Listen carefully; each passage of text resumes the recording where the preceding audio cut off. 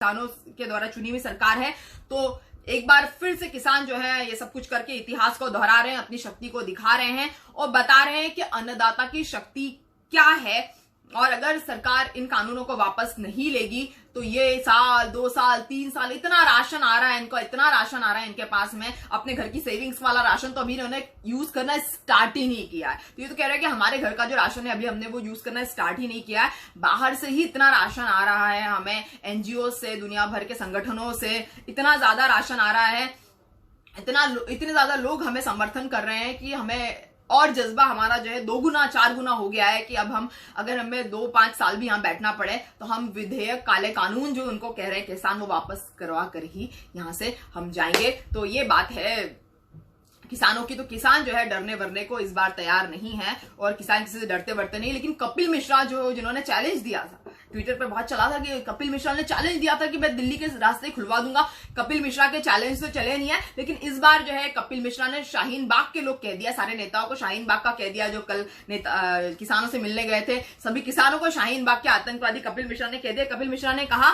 वही अपने जिस तरह के भड़काऊ और उकसाऊ भाषण देते हैं कि किसान जो है वो जो है रोड पर जिस तरह से ये बैठे हुए हैं, ये खालिस्तानी समर्थक है और इनको बाहर से पैसा आ रहा है। उन्होंने कहा है कि ये जो है शाहीन बाग के लोग हैं और जो है दिल्ली को ये बंधक बना रहे हैं और इन्होंने दिल्ली को बंधक बना रखा है किसानों ने, और दिल्ली की जो सुचारू सरकार चल रही है उससे बाहर की शक्तियों को प्रॉब्लम है, इसलिए किसान धरना कर रहे हैं। उनको नहीं पता कि 3 काले कानून क्या होते हैं। शायद कपिल मिश्रा जी इतने पढ़े लिखे नहीं है कि उनको 3 काले कानून, जो किसानों के हिसाब से काले कानून, ऐसा मैं बिल्कुल नहीं कह रही हूँ, किसानों के हिसाब से जो 3 काले कानून है, एमएसपी की गारंटी उसमें लिखी नहीं है, कुछ भी उसमें किसानों के लिए, अगर वो खरपतवार जलाते हैं, पराली जलाते हैं तो 1-1 करोड़ तक का जुर्माना किसानों को भरना पड़ेगा। और किसानों की जो हालत की है, किसानों को जिस तरह से सब तरफ से बिल्कुल कॉन्ट्रैक्चुअल फार्मिंग के अंदर जो किसानों को बंधुआ किसान बनाने की जो प्रोसेसिंग पूरी जो चल रही है, किसान इतने ज्यादा टैलेंटेड है, किसान इसको समझ रहे हैं। एक मंडी एक देश एक मंडी का जो रूल सरकार ने लागू किया है उसको तो सरकार के मंत्री ही खुद नहीं मान रहे। बहुत राज्यों की सरकारों के मंत्रियों ने कहा है कि बाहर का किसान अगर हमारे यहाँ आकर फसल बेचता है तो उसको हम गिरफ्तार कर लेंगे, उसकी ट्रक को जब्त कर लेंगे, उसकी ट्रैक्टर को हम जब्त कर लेंगे। तो किसान, एक तरफ तो मोदी जी कहते हैं कि एक देश एक मंडी बनाएंगे, जो पॉसिबल नहीं है हमारे भारत देश की आबादी को देखकर, हमारे भारत देश की मंडियों को देखकर, हमारे भारत देश के अलग अलग लोगों की चॉइसेस, फूड चॉइसेस हमारी अलग अलग है। हम लोग कुछ और खाना खाते हैं, साउथ वाले कुछ और, उनकी स्टाइल खाने का अलग है, बंगालियों का स्टाइल अलग है, गुजरातियों का स्टाइल अलग है। तो हमारे देश में ये पॉसिबल नहीं है। शिवराज सिंह चौहान ने तो मोदी जी को ही एक तरह से झुटला दिया। उन्होंने कहा है कि अगर कोई भी बाहर का किसान हमारे आकर फसल बेचता है, हमारे एमपी के किसानों की तो हम फसल ले लेंगे, लेकिन बाहर का किसान हमारे आके जरूरत ना करे फसल बेचने की। अगर बाहर का किसान हमारे आके फसल बेचता है उसको हम गिरफ्तार कर लेंगे, उसका ट्रक भी जब्त कर लेंगे, उसका सामान भी जब्त कर लेंगे, उसकी फसल भी जब्त कर लेंगे। तो इस तरह से किसानों को डराने धमकाने वाली बात शिवराज सिंह चौहान जी ने बोल दिया। तो इसका मतलब फिर मोदी जी क्या बोल रहे हैं? तो मोदी जी के मंत्री मोदी जी को नहीं समझ रहे हैं, बीजेपी के नेता जो है, या तो मोदी जी मंत्रियों को नहीं समझ रहे, दोनों में से एक, कहीं ना कहीं तो बात है कि कौन किसको नहीं समझ रहा है, ये समझने वाली बात है। इसीलिए किसान अपने रुख पर अड़े हुए हैं, इसीलिए किसान चाहते हैं कि वो संशोधन का प्रस्ताव खारिज करते हैं। वो चाहते हैं कि वो जो किसानों ने उनकी डिमांड रखी है, जो 10 पेज का ड्राफ्ट रखा है, जो चाहते हैं कि 3 काले कानून वापस हो, सरकार उसी हिसाब से काम करे। सरकार अपनी तरफ से कोई नया ऑफर या अपनी तरफ से कोई नई बात ना करे और सरकार जो है वो किसानों की मांग को माने, क्योंकि किसान जो है अपना भविष्य सुरक्षित चाहते हैं। किसान नहीं चाहते कि कल को कॉर्पोरेट घराने के लिए बंधुआ मजदूर बन के ये काम करे और इनके बच्चे जो है अपनी आय को तरस जाए। हमारे देश में आज 90,000 किसान जो है ऑन एन एवरेज साल भर में आत्महत्या करते हैं, लेकिन ऐसा ना दिन आ जाए कि किसानों की आत्महत्या की जो गिनती है वो 2 लाख से ज्यादा बढ़ जाए। तो ऐसा नहीं होना चाहिए, ऐसा हम चाहते हैं। ऐसा ही सीताराम येचुरी जो हमारे सीनियर नेता है कांग्रेस के, उन्होंने बताया है कि एएनआई जो न्यूज चैनल है, जो न्यूज डिस्ट्रीब्यूशन चैनल है, उनसे बात करते सीताराम येचुरी ने बताया कि राष्ट्रपति से बात करेंगे, मगर राष्ट्रपति से बात करने से भी तो क्या सोल्यूशन निकलेगा ये हम आगे देखेंगे। लेकिन कहीं ना कहीं कुछ न्यूज चैनल, जो गोदी मीडिया के न्यूज चैनल, ऐसा बता रहे हैं किसान कि उनको अलाउड नहीं है वहां पर जाना, सिर्फ यूट्यूबर्स ही वहां पर जा पा रहे हैं, जहां पर ये सिंघू और टिकरी बॉर्डर में जहां पर ये पूरा आंदोलन चल रहा है वहां पर हर कोई नहीं जा पाएगा। गोदी मीडिया भी वहां पर नहीं। अगर जी न्यूज का कोई पहुंच जाता है या रिपब्लिक भारत की तरफ से कोई पहुंच जाता है तो इनको बुरी तरह घेर लिया जाता है किसानों द्वारा, उनकी बुरी तरह बेइज्जती कर दी जाती है। और मोदी जी के लिए, हमारे प्राइम मिनिस्टर मोदी जी के लिए तो बहुत ही ज्यादा भड़काऊ नारे लगा दिए जाते हैं वहां पर, तो कोई तो वहां पर टिक ही नहीं सकता। गोदी मीडिया में से तो कोई वहां पर टिक नहीं सकता है।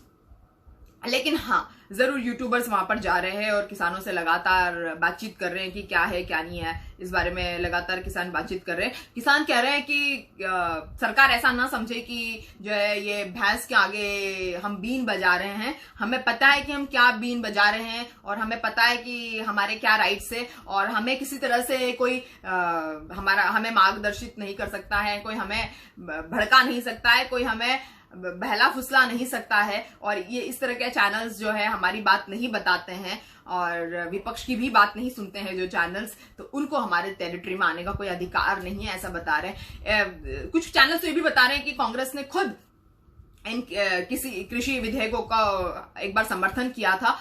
कांग्रेस ने कभी इन कृषि बिलों का समर्थन नहीं किया है। एक शरद पवार जी का लेटर था जिसमें शरद पवार जी ने ये बात की थी कि वो सोचेंगे समझेंगे, जिसको लेके बहुत सारे चैनल्स बोल रहे कि opposition backed this reforms. The opposition never backed these reforms. There is just one letter from NCP Neta Sharad Pawar, and he was anticipating about it. He never declared the reforms, और उन्होंने कभी इस तरह से कहा ही नहीं कि राज्यसभा में बिना वोटिंग के इस तरह से कानून ले आया जाए। ना कभी कांग्रेस ने कहा, ना कभी एनसीपी ने कहा, ना कभी और किसी ने कहा कि बिना इसके आप कानून ले आइए, बिना आप वोटिंग के कानून ले आइए, वॉइस नोट पे आप कानून ले आइए, कभी किसी ने कहा ही नहीं। लेकिन बहुत सारे चैनल्स चला रहे हैं कि बस लोगों ने यही कहा कि खुद कांग्रेस चाहती थी, और अब कांग्रेस 2010 में चाहती थी, कांग्रेस 2012 में चाहती थी, लेकिन कांग्रेस अब जो है वो कांग्रेस को मुद्दा मिल गया है किसान आंदोलनों का। और सरकार पता नहीं ऐसी क्या मजबूरी है, सरकार बिल्कुल इस पर एंटिसिपेट करना ही नहीं चाहती है। सरकार बिल्कुल इस पर don't want to give a second thought कि क्या किसान कह रहे हैं और ऐसा क्यों कह रहे हैं। अगर वो कह रहे हैं तो उनकी बात को मान लिया जाए। हमारे किसान अगर खुश हो तो हम सब खुश है, लेकिन ऐसा सरकार करने को बिल्कुल तैयार नहीं है। तो खैर, ये सरकार का अपना रुख है, लेकिन पता नहीं किसान कहां से आए हैं, कोने कोने से किसान आए हुए हैं और बता रहे हैं कि उनके पड़ोसी, उनके सहपाठी, उनके सहयोगी, उनके बहुत सारी समितियां जो है, संगठन उनका साथ दे रहे हैं, और बहुत सारे उनके रिश्तेदार जो उनके लिए फार्मिंग कर रहे हैं, और ये वो यहाँ बैठ के धरना दे रहे हैं। और किसानों, जब हम सरकार के पास जाते, सरकार बोलती समिति बना देते। समिति बना देने के बाद में कोई भी आंदोलन जो है, समिति बनाने के बाद में आंदोलन सक्सेसफुल नहीं हुए हैं। मैं आपको बता दूं, क्योंकि समिति बनती है, सरकार अगर किसानों की समिति बनाती है, हालांकि 40 किसानों के जो नेता हैं वो बार बार सरकार के पास जा रहे हैं, 40 किसान नेता, और 30-35 संगठन जो है किसानों के वो एकजुट हो चुके हैं। और जो 40 किसान नेता है बार बार किसानों के पास जा रहे हैं, किसान नेता जो बार बार सरकारों के पास जा रहे हैं, सरकार कह रही है कि समिति बना देते हैं। अगर समिति बन जाती है तो समिति बनने के बाद में, मैं आपको बता दूं कि समिति बनने के बाद में कोई भी आंदोलन जो है वो सक्सेसफुल नहीं हुआ है। 2, 5, 10 साल ऐसे ही घिस जाएगा और उसका कोई फायदा किसानों को नहीं मिलेगा। तो समिति आखिर क्यों बना देते हैं? अगर किसान चाहते हैं कानून वापस ले रहे तो कानून वापस अभी तक ले लेने चाहिए थे। 12 दिन तक नेशनल हाईवेज को जाम करना, दिल्ली में घुसने वाले 5 रास्तों को जाम करना, दिल्ली के लिए जो है आर्थिक व्यवस्था जो है वो खराब करने के लिए काफी है। आज भारत बंद है, कल फिर बातचीत होगी, आज बातचीत का कोई नतीजा सामने नहीं आ रहा। लगातार बातचीत हो रही है किसानों के बीच में और सरकार के बीच में, 6वें दौर की बातचीत हो गई है, लेकिन कोई नतीजा सामने क्यों नहीं आ रहा? आखिर ऐसी क्या मजबूरी, आखिर ऐसी क्या परेशानी है सरकार के पास में कि सरकार ऐसा कोई काम नहीं कर रही है।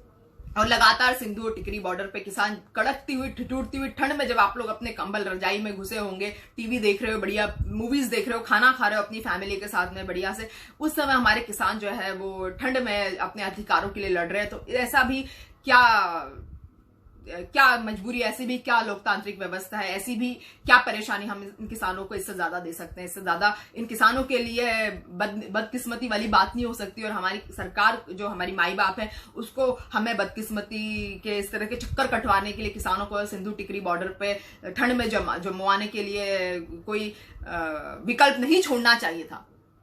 लेकिन किसान जो है, जो परेशानी में है, प्रेशर में है, अपने फ्यूचर को लेकर चिंतित है, आतंकित है, आंदोलित है।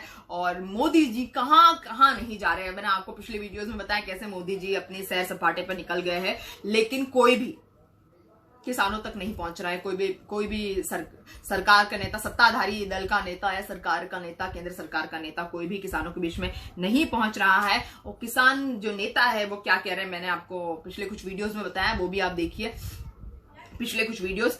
लेकिन सबसे बड़ी खबर निकल के आ रही है कि जो कोरोना के केसेस जुलाई से लेकर अभी तक थोड़े हमारे देश में कम हुए हैं, लेकिन वैक्सीन के लिए अब एक बार फिर से प्रधानमंत्री मोदी जी ने कहा है कि वैक्सीन जो प्रायोरिटी के हिसाब से लगेगी। तो राहुल गांधी बीच में आ गए हैं। राहुल गांधी ने बार बार ट्वीट करके सरकार से पूछा है कि मोदी जी फिर झूठ क्यों बोलते थे बिहार इलेक्शंस के पहले कि सबको वैक्सीन लगेगी। सबसे पहले तो वैक्सीन अगर हमारे देश में 135 करोड़ की आबादी, 130 करोड़ की आबादी के लिए अगर वैक्सीन लाते तो हमारे पास में वो स्टोरेजेस नहीं है, कोल्ड स्टोरेजेस, जहां पे -75 या -28 डिग्री या -40 डिग्री में जहां पर वैक्सीन रखी जाती है। हमारे पास में ऐसा स्टोरेज सिस्टम ही नहीं है, तो हम रखेंगे कहां? पहली बात तो वैक्सीन को रखेंगे कहां? वैक्सीन आती भी तो इतने सब लोगों को इकट्ठे कैसे लगाया जाएगा हमारे देश में, जहां पे हमारे देश में इतनी ज्यादा प्रॉब्लम्स है। हमारे देश में हॉस्पिटल्स की कमी है, नर्सेस की कमी है, डॉक्टर्स की कमी है, इतनी मेडिकल फैसिलिटीज की कमी है, और डिस्टेंस इतना ज्यादा है हॉस्पिटल्स का, हमें इजी अवेलेबल नहीं है, हमारी पहुंच या रेंज में हॉस्पिटल्स नहीं होते हमारे देश में। तो कैसे मोदी जी हर किसी को वैक्सीन लगवा सकते हैं? इस पर भी काफी ज्यादा विपक्ष के नेता गुस्साए हुए हैं, काफी ज्यादा सोशल वर्कर्स जो इसके बारे में बातचीत कर रहे हैं। और अनिल विज, हरियाणा के जो स्वास्थ्य मंत्री है, वो एक बार फिर से कोरोना संक्रमित हो गए। उन्होंने ही अपने ऊपर जो है भारत बायोटेक की वैक्सीन का पहला ट्रायल उन्होंने खुद गिनी पिग बन के अपने ऊपर लिया था। उन्होंने गिनी पिग मतलब जिन पर पहले टेस्टिंग होती है दवाई की, तो उन्होंने अपने ऊपर गिनी पिग बन के ये लिया था वैक्सीन। लेकिन जो 28 दिन के अंदर बताते हैं, भारत बायोटेक का कहना है कि 2 वैक्सीन के डोजेस लगेंगे।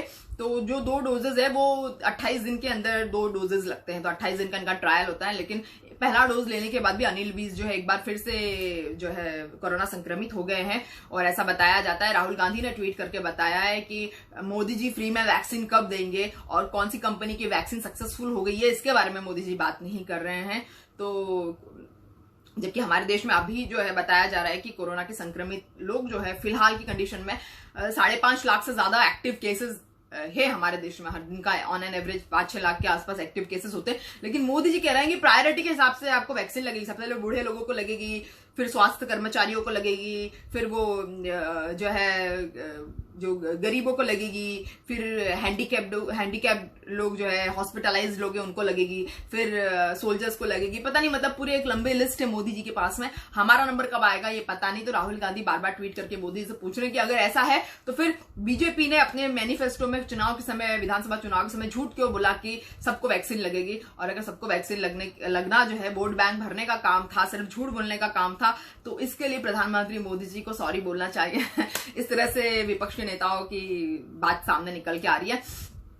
कि हम किसान आंदोलन के ऊपर लगातार बात करते रहेंगे। आप हमारा YouTube चैनल सब्सक्राइब कर लीजिए, जिसका नाम है परी टॉक्स टू देश की जनता, जिसमें सब्सक्रिप्शन बटन को दबा के बेल आइकन को क्लिक करना ना भूलिए, जिससे जैसे ही वीडियो डलता है फौरन नोटिफिकेशन आपके पास आए और आप फौरन वीडियो को देख सकते हैं और अपने फ्रेंड्स और फैमिलीज को आप वीडियो दिखा सकते हैं, जिससे हम एक बुद्धिजीवी समाज का निर्माण कर सकें। आज के लिए इतना ही, फिर मिलते हैं हमारे लाइव शो में, जिसमें हम नए और पुराने मुद्दों को जो है इंटेलेक्चुअल तड़का लगाकर आपके समक्ष पेश करते हैं, एक एनालिटिकल तड़का लगाकर आपके समक्ष पेश करते हैं और आपको बताते हैं कि मुद्दों के पीछे की हकीकत क्या है, खबरों के पीछे की हकीकत क्या है और वास्तव में क्या सत्यता है जो आपसे छुपाई जा रही है, जो पर्दे के पीछे है। और मुझे पता है कि आप लोग हमारा लगातार फेसबुक पर शेयर्स कर रहे हैं, लगातार हमारे वीडियोस को आप शेयर कर रहे हैं, इतने अच्छे कमेंट्स कर रहे हैं। मैं एक दिन कमेंट्स भी पढ़ना चाहूंगी, मगर आप हमारे YouTube चैनल को शेयर नहीं कर रहे हैं, तो आप प्लीज YouTube चैनल को शेयर कीजिए, YouTube चैनल की लिंक्स को शेयर कीजिए।